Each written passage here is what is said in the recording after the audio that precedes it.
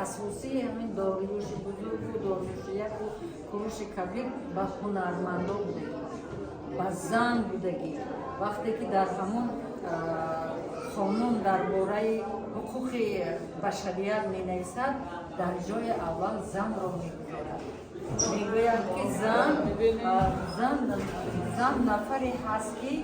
با یک دستش گهواره با یک دستش سیاره میجوید این آمده است از زمان کوروش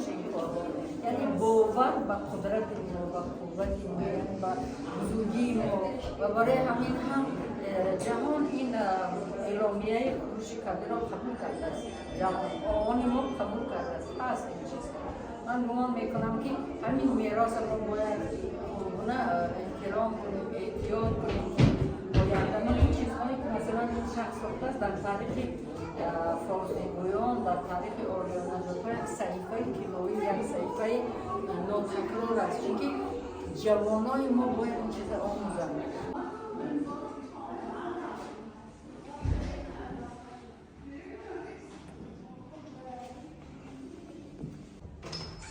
$400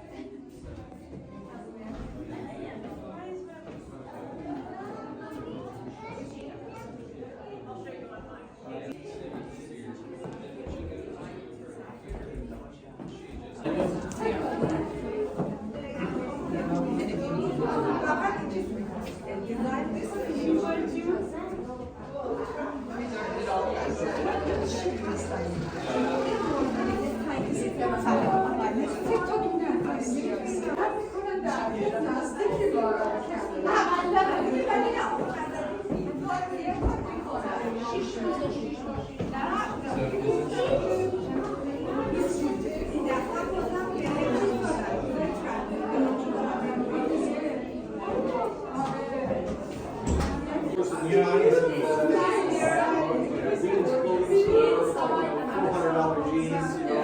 $80 belts.